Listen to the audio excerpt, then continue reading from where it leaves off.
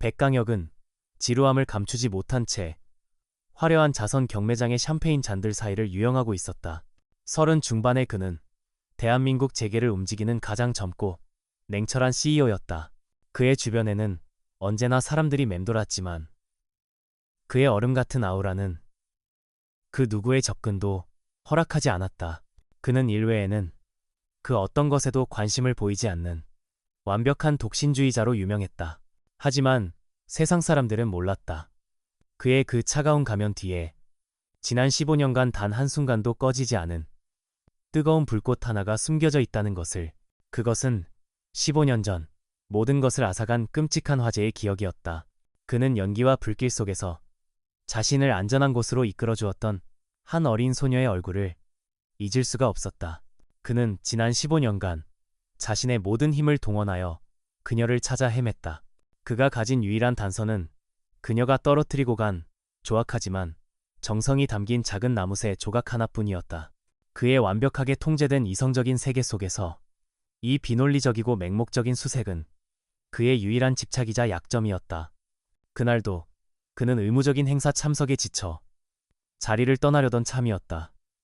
바로 그때 그의 시선이 경매장 건너편의 한 여자에게 자석처럼 이끌렸다. 화려한 드레스들 사이에서 소박하지만 우아한 모습으로 서 있는 여자. 그녀의 옆모습, 그녀가 조용히 미소 짓는 방식이 그의 기억 속 소녀의 모습과 심장이 멎을 듯이 겹쳐 보였다. 그의 온몸이 굳어졌다. 지난 15년간 수천, 수만 명의 사람들 속에서 단 한 번도 뛰지 않았던 그의 심장이 미친 듯이 뛰기 시작했다. 그는 찾았다. 마침내 자신의 구원자를, 자신의 삶의 유일한 이유를 찾은 것이다. 그는 자신을 억제할 수 없는 강렬한 충동에 이끌려 그녀를 향해 발걸음을 옮기기 시작했다. 하지만 그가 그녀에게 닿기도 전에 다른 한 남자가 그녀의 곁으로 다가가 그녀의 허리를 소유욕 강하게 감싸 안았다. 그는 강혁의 라이벌 기업인 TK그룹의 후계자 이태민이었다.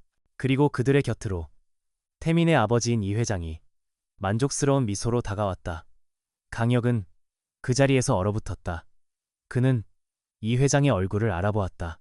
그의 뇌리에서 15년 전의 끔찍한 기억이 다시 한번 불꽃처럼 타올랐다. 바로 저 남자였다.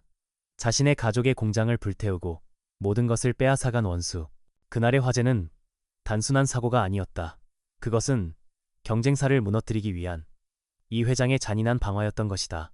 그리고 자신을 구해준 그 천사는 이제 그 악마의 아들과 약혼한 사이였다.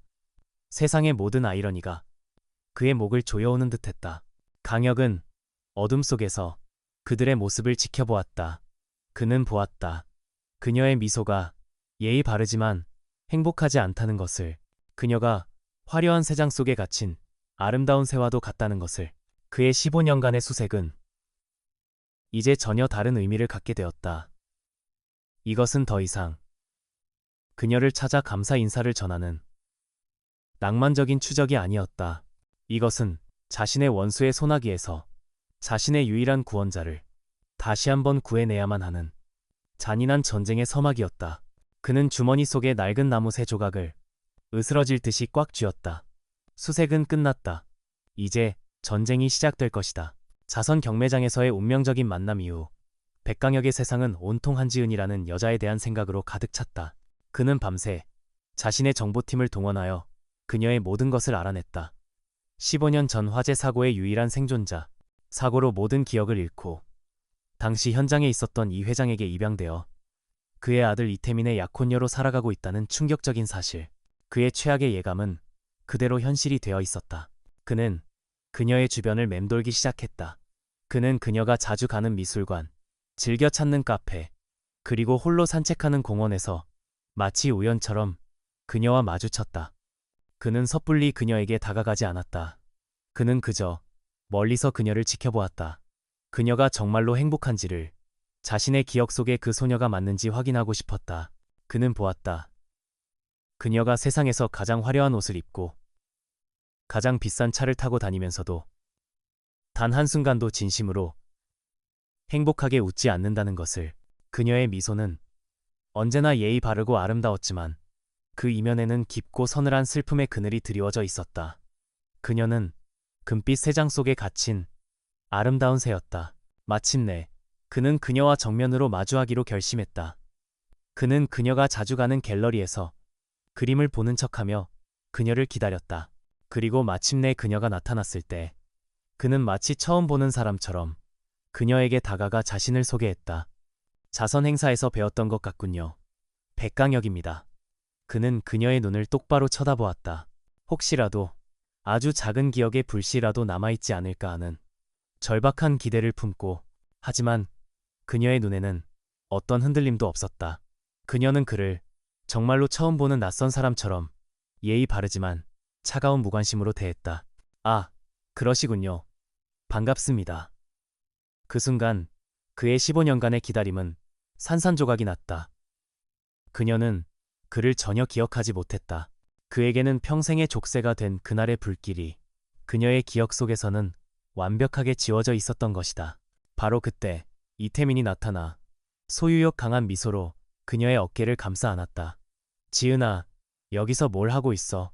이분과는 아는 사이야? 그의 목소리에는 자신의 약혼녀에게 접근한 낯선 남자를 향한 노골적인 경계심이 담겨 있었다. 강혁은 그녀를 대하는 그의 그 거만하고 소유적인 태도에서 그녀가 결코 존중받고 있지 않다는 것을 다시 한번 확인했다. 그는 그들의 곁을 떠나 멀리서 두 사람을 지켜보았다. 그는 다가오는 자신들의 결혼식에 대해 들뜬 목소리로 이야기하는 태민과 그 옆에서 슬픔을 숨긴 채 억지로 미소 짓고 있는 지은의 모습을 보았다. 그는 깨달았다. 그녀는 수동적인 희생자가 아니었다. 그녀는 자신에게 주어진 이 불행한 운명을 받아들이기로 결심한 것이다. 바로 그 깨달음이 강혁의 내면에 잠들어 있던 야수를 깨웠다. 그는 더 이상 멀리서 그녀를 지켜보는 것만으로는 만족할 수 없었다. 그는 그녀가 스스로 벗어날 수 없다면 자신이 직접 그 새 장을 부수고 그녀를 꺼내야만 한다고 결심했다. 그녀가 자신을 기억하지 못한다면 그녀가 자신을 다시 사랑하게 만들면 되는 것이다. 그는 갤러리를 빠져나와 차에 올라탔다. 그의 눈에는 더 이상 과거를 그리워하는 아련함이 없었다.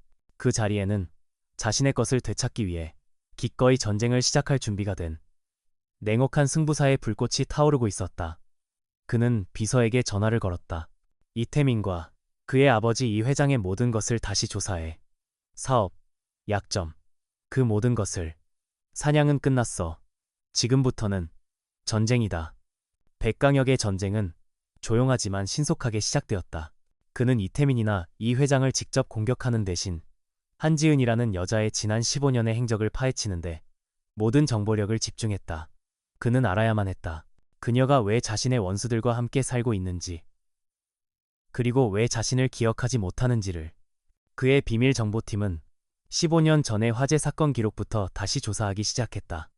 병원 기록에는 그날 밤 2명의 어린 생존자가 있었다고 기록되어 있었다. 심한 화상을 입은 소년 백강혁, 그리고 연기 흡입과 머리 부상으로 의식을 잃었던 신원 미상의 한 소녀. 하지만 소녀의 기록은 거기서 끊겨 있었다. 며칠 후 소녀는 퇴원했다. 하지만 보호자 서명란에 적혀있는 이름은 그녀의 가족이 아닌 이 회장의 법률 대리인인 한 변호사의 이름이었다. 결정적인 단서였다. 그들은 소녀를 구원한 것이 아니라 납치했던 것이다. 정보팀은 소녀가 그 이후 한지은이라는 새로운 이름으로 이 회장의 집에서 살게 되었다는 사실을 알아냈다. 하지만 공식적인 입양 기록은 어디에도 없었다. 그녀는 유령처럼 과거가 지워진 채 그들의 집안에 존재하고 있었다. 그녀는 정규 교육 대신 최고의 가정교사들에게 교육을 받았고 철저하게 외부와 격리된 채 오직 이태민의 아내가 되기 위한 완벽한 인형으로 길러졌다. 강혁은 마침내 이 모든 끔찍한 퍼즐의 마지막 조각을 맞추었다. 15년 전의 그 화재는 이 회장이 자신의 사업을 파괴하기 위해 저지른 방화였다. 그리고 지은은 그 범죄 현장의 유일한 목격자였다. 이 회장은 머리 부상으로 기억을 잃은 그 소녀를 위험을 감수하고 제거하는 대신 자신의 집으로 데려와 감시하고 통제하는 훨씬 더 악마적인 방법을 선택했던 것이다. 그리고 그는 그 불쌍한 희생자를 자신의 아들의 아내로 만들어 영원히 자신의 비밀을 지키는 인질로 삼으려 했던 것이다. 지난 15년간 그녀가 살아온 모든 삶은 완벽하게 조작된 거대한 거짓말이었다. 보고서를 읽는 강혁의 눈에서 차가운 분노가 불꽃처럼 타올랐다. 자신을 구해준 그 천사가 자신을 죽이려 했던 바로 그 악마의 소나기에서 15년간 고통받고 있었다는 사실. 그는 더 이상 참을 수 없었다. 그의 복수는 이제 그녀를 구원해야 한다는 신성한 의무가 되어 있었다. 바로 그 시각, 지은은 이씨 가문의 거대한 저택에서 설명할 수 없는 깊은 공허함을 느끼고 있었다. 그녀는 모든 것을 가졌지만 아무것도 가진 것이 없었다. 그녀의 삶은 마치 다른 사람의 삶을 대신 살아주는 껍데기뿐인 연극과도 같았다. 그녀는 가끔씩 자신도 모르게 오래전 폐허가 되어버린 낡은 공장지대를 찾아가곤 했다. 그곳에 가면 이상하게도 마음이 아프면서도 편안해지는 것을 느꼈다. 그곳이 바로 15년 전 화재가 일어났던 그녀의 잃어버린 과거가 잠들어 있는 장소였다. 강혁은 그녀가 그 장소를 맴돌고 있다는 보고를 받았다. 그는 그녀의 잃어버린 기억이 그녀의 무의식 속에서 필사적으로 그녀를 부르고 있다는 것을 깨달았다. 그는 결심했다. 단순히 이 회장과 TK그룹을 파괴하는 것만으로는 부족했다. 그는 그녀의 잃어버린 과거를 되찾아 주어야만 했다. 그는 비서에게 새로운 지시를 내렸다. 그녀가 맴돌고 있는 그 낡은 공장지대 전체를 사들여 그리고 대한민국 최고의 트라우마 치료 전문가를 섭외하도록. 그의 복수 계획은 이제 그녀의 기억을 되찾기 위한 섬세하고 위험한 심리수술 작전으로 그 방향을 바꾸고 있었다. 백강혁의 복수는 이제 한지은의 잃어버린 기억을 되찾아주는 섬세하고 위험한 심리수술 작전으로 그 방향을 바꾸었다. 그는 15년 전 화재가 일어났던 폐허가 된 공장지대 전체를 사들였다. 그리고 그는 그곳에 기억의 정원이라는 이름의 거대한 문화, 예술 단지를 조성하겠다는 대대적인 도시 재생 프로젝트를 발표했다. 그의 진짜 목표는 물론 건물을 짓는 것이 아니었다. 그는 지은의 기억을 되살리기 위한 거대한 연극 무대를 만들고 있었던 것이다. 그는 프로젝트의 예술 감독을 통해 지은에게 이 프로젝트의 자문위원으로 참여해달라는 거부할 수 없는 제안을 했다. 과거 화재 희생자들을 기리는 추모공원의 디자인에 그녀의 조언이 필요하다는 명분이었다. 지은은 자신도 모르는 강한 이끌림에 그 제안을 수락했다. 그녀는 처음으로 그 잊힌 땅에 발을 들였다. 강혁은 마치 우연인 것처럼 현장에서 그녀를 맞이했다. 그리고 그는 그녀의 기억을 자극하기 위한 치밀하게 계산된 심리게임을 시작했다. 그는 그녀를 15년 전 그녀가 어린 그를 이끌고 빠져나왔던 무너진 공장의 벽 앞으로 데려갔다. 그녀가 그 벽을 보는 순간 그녀는 이유를 알 수 없는 극심한 두통과 함께 희미한 연기와 공포의 이미지가 머릿속을 스치는 것을 느꼈다. 그는 공사 현장에서 나는 날카로운 금속성 소음이 15년 전에 그날 밤 들렸던 비명소리와 유사하다는 것을 알고 있었다. 그 소리가 울려 퍼질 때마다 지은은 자신도 모르게 온몸에 소름이 돋고 알 수 없는 공황 상태에 빠져들었다. 그는 또한 현장 한쪽에서 낡은 목재들을 태우는 작은 모닥불을 피워놓았다.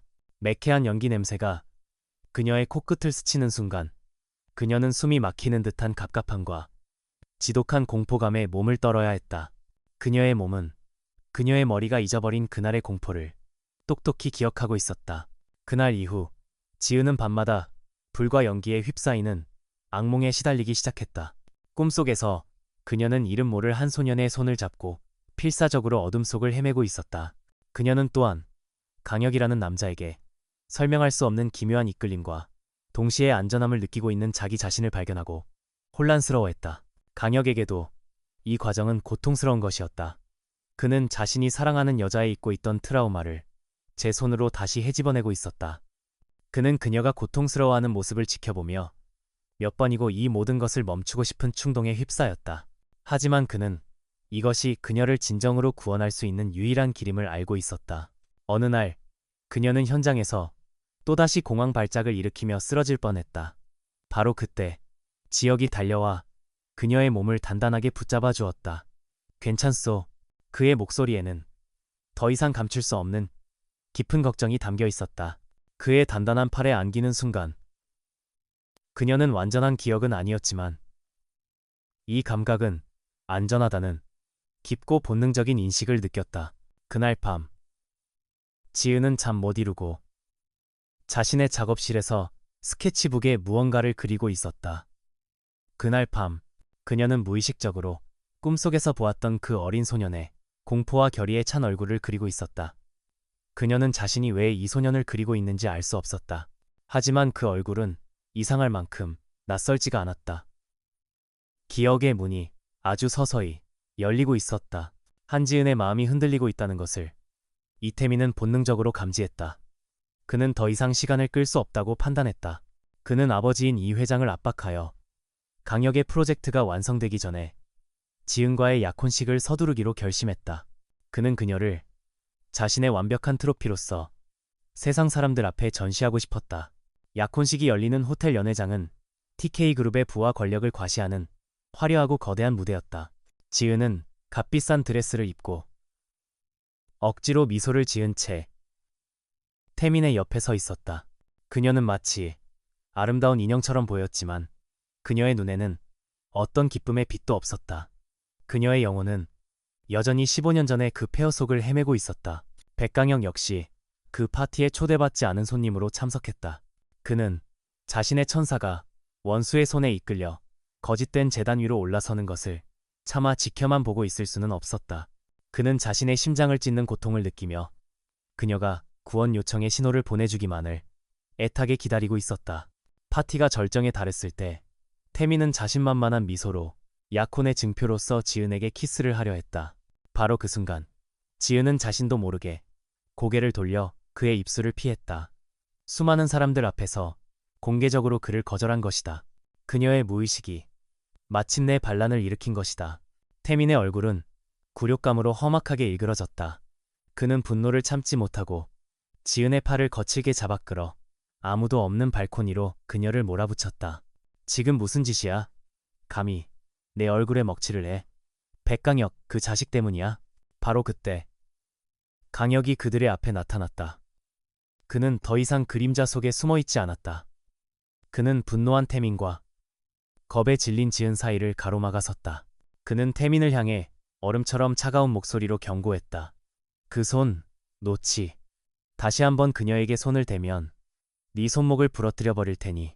태민은 강혁의 그 살기 어린 기세에 눌려 결국 뒷걸음질 쳤다. 발코니에는 강혁과 지은 두 사람만이 남았다. 강혁은 더 이상 시간을 지체할 수 없다는 것을 깨달았다. 그는 그녀의 어깨를 붙잡고 지난 15년간 그의 심장 속에서만 맴돌았던 그 절박한 외침을 터뜨렸다. 지은아, 제발 나를 봐. 기억 안 나? 그 불길, 그 연기 속에서 당신이 나를 구했잖아. 당신이 내 목숨을 구했다고. 그는 주머니에서 15년간 간직해왔던 낡은 나무새 조각을 꺼내 그녀의 손에 쥐어주었다. 하지만 그녀의 눈에는 여전히 혼란만이 가득했다. 그는 마지막 수단으로 그녀에게 키스했다. 그것은 낭만적인 키스가 아니었다. 그것은 15년의 시간을 뛰어넘어 그녀의 닫힌 기억의 문을 억지로 열어젖히려는 절박하고도 필사적인 입맞춤이었다. 그리고 기적이 일어났다. 그의 입술이 닿는 순간 그녀의 머릿속에서 잊혔던 기억의 댐이 마침내 무너져 내리기 시작했다. 모든 것을 집어삼킬 듯한 불길, 질식할 것 같은 연기, 그리고 무너져 내리는 건물 잔해 속에서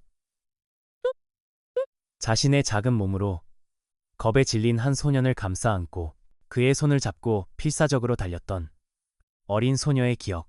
그녀는 키스를 밀어내고 경악에 찬 눈으로 눈앞의 남자를 바라보았다. 그의 얼굴 위로 15년 전 불길 속에서 보았던 그 어린 소년의 얼굴이 겹쳐 보였다. 그녀는 떨리는 목소리로 그의 이름을 불렀다. 강혁, 오빠? 15년의 세월.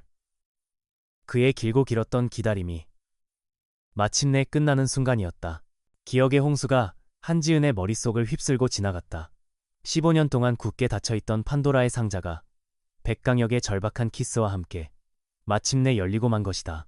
그녀는 눈앞의 남자가 바로 15년 전 불길 속에서 자신이 구해냈던 그 어린 소년이라는 것을, 그리고 자신의 지난 15년의 삶이 모두 거대한 거짓말 위에 세워진 것이라는 사실을 깨달았다. 바로 그 순간 질투와 분노에 휩싸인 이태민이 다시 발코니로 돌아와 그녀를 강혁에게서 떼어놓으려 했다. 그는 여전히 그녀를 자신의 소유물이라고 생각했다. 지은아, 이리 와. 저런 놈하고 무슨 할 말이 있어? 하지만 지은은 그의 손을 차갑게 뿌리쳤다.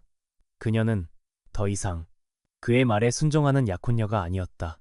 그녀는 그를 처음 보는 낯선 사람처럼 차갑고 의심스러운 눈으로 쳐다보았다. 그리고 그녀는 강혁의 곁에 서는 것을 선택했다. 아니, 나는 여기에 남겠어. 그녀의 그 공개적인 거절은 태민의 자존심에 치명적인 상처를 남겼다. 그는 분노에 찬 얼굴로 복수를 다짐하며 자리를 떠났다. 파티장은 이 모든 기묘한 드라마의 여파로 술렁이고 있었다.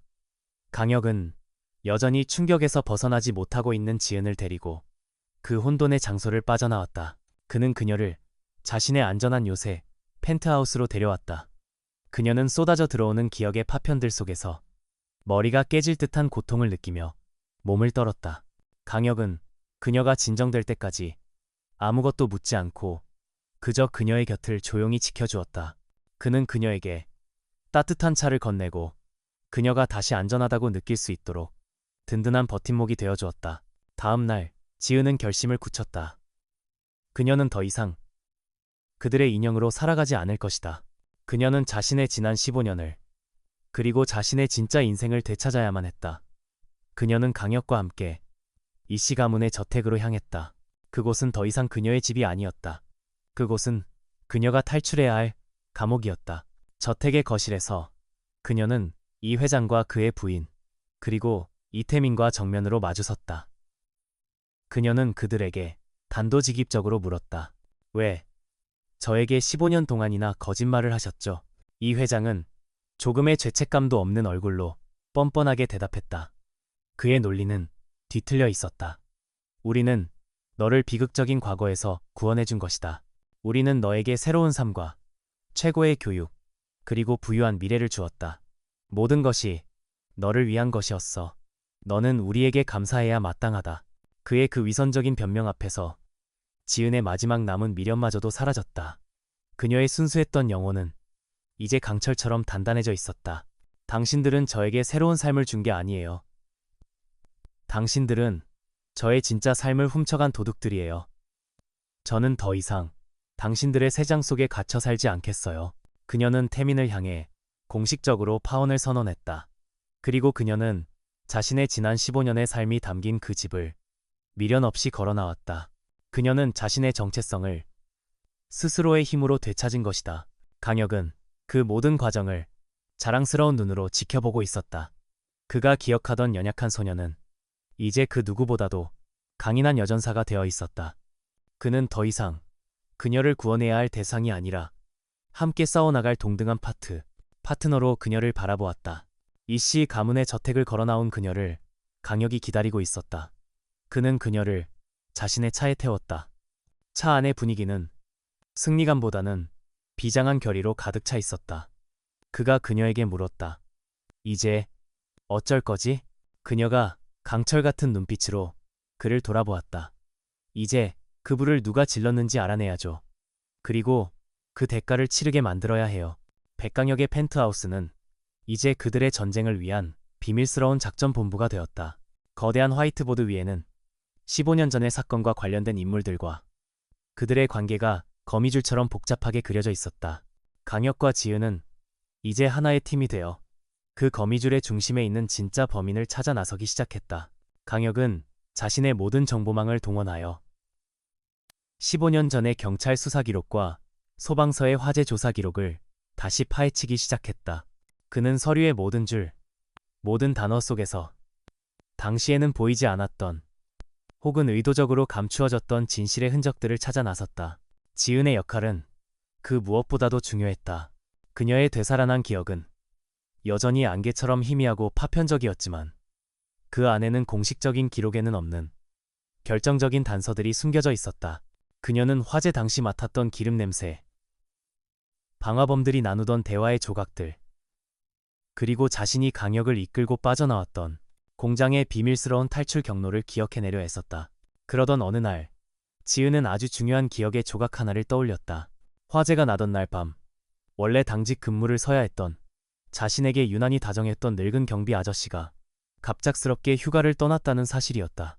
그녀는 그 아저씨가 모든 진실을 알고 있을지도 모른다고 직감했다. 강역의 정보팀은 즉시 그 늙은 경비원의 행방을 추적하기 시작했다. 그는 이미 오래전에 은퇴하여 아무런 연고도 없는 시골 마을에서 세상과 담을 쌓은 채 조용히 살아가고 있었다. 강역과 지은은 그를 만나기 위해 직접 그 시골 마을로 향했다. 늙은 경비원은 처음에는 그들을 경계하며 아무것도 모른다고 발뺌했다. 그는 이 회장의 보복이 두려워 지난 15년간 진실을 가슴속에 묻고 살아왔던 것이다. 하지만 지은이 그가 과거에 자신에게 주었던 작은 나무새 조각을 보여주며 그날의 기억을 이야기하자 그의 굳게 닫혔던 마음의 문이 마침내 열리기 시작했다. 그는 모든 것을 털어놓았다. 그날의 화제는 명백한 방화였다. 그는 이 회장의 부하들이 공장에 불을 지르는 것을 똑똑히 목격했다. 그는 경찰에 신고하려 했지만 이 회장은 그의 가족을 협박하며 그의 입을 막았다. 그는 그 대가로 평생을 먹고 살 수 있는 거액의 돈을 받고 은퇴해야만 했다. 그리고 그는 지난 15년간 그를 괴롭혔던 죄책감의 증거를 그들에게 넘겨주었다. 바로 이 회장이 그의 계좌로 돈을 입금했던 차명 계좌의 거래 내역서였다. 그것은 이 회장을 범인으로 지목하는 두 사람은 그 증거를 손에 쥐고 서울로 돌아왔다. 그들은 이제 거대한 괴물과 싸울 수 있는 작은 칼 한 자루를 얻게 된 것이다. 하지만 그들은 알고 있었다.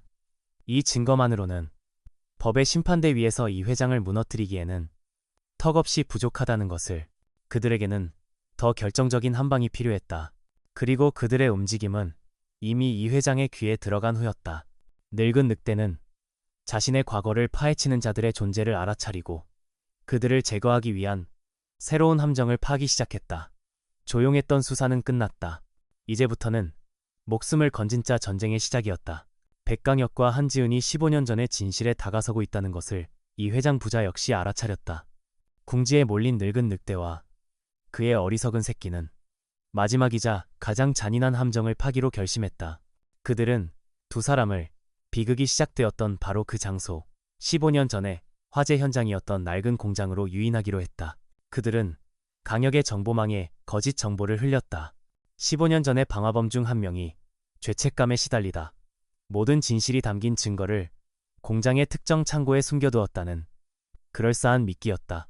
강역과 지은은 그것이 함정일 가능성이 높다는 것을 알면서도 그 미끼를 물기로 했다. 그들은 이 지긋지긋한 전쟁을 끝내기 위해 기꺼이 위험 속으로 걸어 들어갔다. 그들은 만반의 준비를 했다. 강역은 자신의 보안팀을 공장 주변에 비밀리에 배치했고 경찰에게도 협조를 요청했다. 그리고 그와 지은은 모든 위험을 각오한 채 약속된 장소인 낡고 거대한 창고 안으로 들어섰다. 15년의 세월이 멈춘 듯 그곳은 여전히 그날의 화재가 남긴 상처와 유령들로 가득했다. 그들이 함정인 줄 알면서도 가짜 증거물을 확인하려는 연기를 하는 바로 그 순간이었다. 철컹하는 굉음과 함께 창고의 거대한 강철문이 닫혔다. 그들은 거대한 무덤 속에 갇혀버린 것이다. 잠시 후 문틈으로 지독한 휘발유 냄새가 새어 들어오기 시작했다. 그리고 다음 순간 창고의 모든 창문 밖으로 붉은 화염이 마치 지옥의 혀처럼 타오르기 시작했다. 15년 전의 그 끔찍한 비극이 그들의 눈앞에서 완벽하게 재현되고 있었던 것이다. 지은은 잊고 있었던 그날의 공포가 되살아나 그 자리에서 얼어붙었다. 그녀의 귀에는 불길의 비명소리와 함께 15년 전의 기억들이 울려 퍼지고 있었다. 바로 그때 강혁이 그녀를 자신의 품으로 끌어당겼다. 그는 더 이상 15년 전의 무력한 소년이 아니었다. 정신 차려, 지은아. 나를 봐. 그의 목소리는 그녀를 공포의 심연에서 건져올리는 단단한 밧줄과도 같았다. 그는 그녀를 지키고 있었다. 15년 전 그녀가 그를 지켰던 것처럼 그의 그 강인한 눈빛 앞에서 그녀는 자신의 잃어버렸던 용기를 다시 되찾았다. 그녀는 15년 전의 기억을 필사적으로 더듬기 시작했다. 그녀는 이 지옥에서 탈출할 수 있는 유일한 길을 기억해냈다. 비밀 통로가 있었어. 이쪽이야. 그녀는 그의 손을 잡고 불길과 연기를 뚫고 창고의 가장 깊숙한 곳으로 그를 이끌었다. 창고 밖에서 이 회장 부자는 자신들의 완벽한 승리를 확신하며 타오르는 불길을 만족스러운 미소로 지켜보고 있었다. 하지만 그들의 등 뒤로 강역의 보안팀과 경찰들이 조용히 포위망을 씌우고 있었다. 같은 시각 창고 안에서 두 사람은 마침내 기억 속의 낡은 철문을 발견했다. 그 너머는 공장의 지하를 가로지르는 낡은 정비용 터널이었다. 두 사람은 마지막 남은 힘을 다해 녹슨 철문을 열었다. 그들이 마침내 어둡고 좁은 터널 속으로 몸을 피하는 순간 창고 전체가 굉음과 함께 무너져 내렸다. 동시에 창고 밖에서는 경찰들이 이 회장 부자를 덮쳤다. 그들의 길고 길었던 악행이 마침내 그 종말을 고하는 순간이었다. 어두운 터널 속에서 두 사람은 서로를 부둥켜 안았다. 그들은 함께 지옥의 불길 속에서 살아남은 것이다. 그들은 더 이상 과거에 상처 입은 피해자가 아니었다. 그들은 서로의 구원자가 되어 마침내 운명을 이겨낸 두 명의 승리자였다. 무너져 내린 창고의 화염 속에서 백강혁과 한지은은 서로의 손을 잡고 마침내 세상 밖으로 다시 걸어 나왔다. 그들을 기다리고 있었던 것은 붉은 화염과 경찰차의 사이렌 불빛, 그리고 차가운 수갑을 찬 채 끌려나가는 이 회장 부자의 비참한 뒷모습이었다. 15년간 이어져 온 길고 길었던 악연이 마침내 그 종말을 고하는 순간이었다. 모든 증거는 명백했다. 15년 전의 방화 사건과 이번 살인 미수 사건의 전말이 세상에 낱낱이 공개되었다. 이 회장과 이태민은 법의 엄중한 심판을 받게 되었고 그들이 거짓과 탐욕으로 쌓아 올렸던 TK그룹이라는 거대한 성은 하루아침에 무너져 내렸다. 정의는 비록 너무나도 늦었지만 마침내 실현되었다. 모든 전쟁이 끝난 후 강혁과 지은에게는 고요한 평화가 찾아왔다. 하지만 그 평화 속에는 15년 전에 그 끔찍한 화재가 남긴 또렷한 상처의 흔적이 남아있었다. 두 사람은 밤마다 서로의 꿈속에 나타나는 불길의 악몽과 함께 싸워야만 했다. 하지만 이번에는 더 이상 혼자가 아니었다. 그는 그녀가 악몽을 꾸며 신음할 때 그녀를 자신의 품으로 깊이 끌어안아 그녀가 안전하다고, 이제는 모든 것이 괜찮다고 속삭여 주었다. 그녀는 그가 과거의 기억에 고통스러워할 때 그의 곁을 지키며 그의 손을 잡아주었다. 그들은 서로의 가장 깊은 상처를 보듬어 안는 세상에서 유일한 치유사가 되어주었다. 그들은 서로를 치유하는 과정 속에서 비로소 온전한 자기 자신을 되찾아가고 있었다. 강혁은 더 이상 복수심에 불타는 고독한 CEO가 아니었다. 그는 사랑하는 여자를 지킬 줄 아는 따뜻한 마음을 가진 한 명의 남자였다. 지은 역시 더 이상 과거를 잃어버린 유약한 소녀가 아니었다. 그녀는 자신의 아픔을 정면으로 마주하고 사랑하는 사람의 아픔마저도 보듬어 안을 줄 아는 강인한 여인이 되어 있었다. 어느 날 강혁은 지은을 그들의 이야기가 시작되었던 이제는 기억의 정원이라는 이름의 추모 공원으로 다시 태어난 그 옛 공장지대로 데려갔다. 그는 화재의 모든 희생자들을 기리기 위해 그 자리에 아름다운 공원을 짓고 있었다.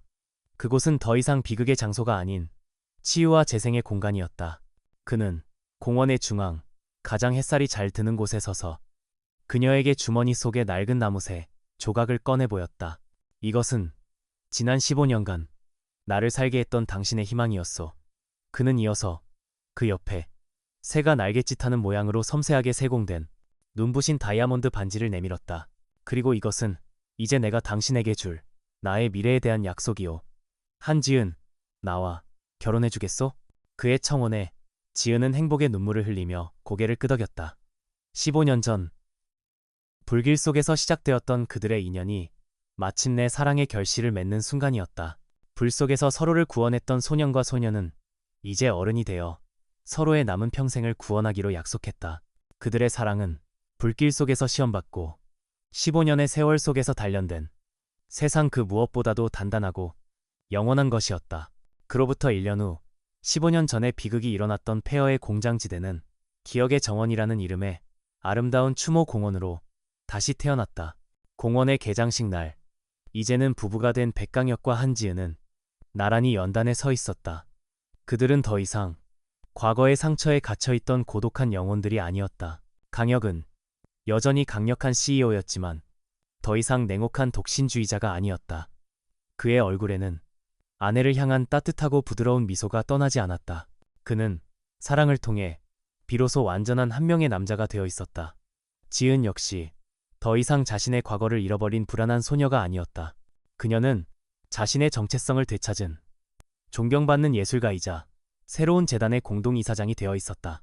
두 사람은 그들의 새로운 시작을 세상에 공표했다. 그들은 기억의 정원재단의 설립을 알렸다. 재단의 목표는 이중적이었다. 하나는 지은의 열정을 기리기 위해 재능 있는 젊은 예술가들을 후원하는 것, 그리고 다른 하나는 그들의 공유된 트라우마를 기리기 위해 화재 사고와 같은 비극으로 고통받는 피해자들을 돕는 것이었다. 그들은 자신들의 끔찍했던 비극을 다른 사람들을 치유하기 위한 힘으로 승화시킨 것이다. 그들의 사랑은 단순히 두 사람의 행복에 머무르지 않고 세상을 향한 더 큰 사랑으로 확장되고 있었다. 개장식이 끝나고 두 사람은 공원을 함께 거닐었다. 저 멀리 15년 전의 진실을 알려주었던 늙은 경비원이 이제는 이 공원의 정원사로서 평화롭게 꽃을 가꾸고 있는 모습이 보였다. 그는 두 사람을 향해 감사함이 담긴 따뜻한 미소를 지어 보였다. 이야기의 마지막은 그날 밤 그들의 집이 된 펜트하우스의 작업실에서 끝을 맺는다. 강혁은 새로운 작품을 스케치하고 있는 지은의 모습을 사랑 가득한 눈으로 지켜보고 있었다. 그녀는 공원을 위한 새로운 조각상을 디자인하고 있었다. 그것은 불길 속에서 어린 소년과 소녀가 서로의 손을 잡고 태양을 향해 걸어 나오는 모습을 형상화한 작품이었다. 그가 그녀의 등 뒤로 다가가 그녀를 부드럽게 끌어안았다. 아름답군. 그가 속삭였다. 그녀는 그의 품에 기대며 대답했다. 이건 우리의 이야기예요. 두 사람은 말없이 서로를 끌어안았다. 파괴와 트라우마의 상징이었던 불길은 이제 그들의 손끝에서 생존과 사랑, 그리고 희망을 노래하는 영원한 예술 작품으로 다시 태어나고 있었다. 그들은 마침내 서로의 구원이자 서로의 집이 되어 완전한 행복 속에서 새로운 아침을 함께 맞이하고 있었다.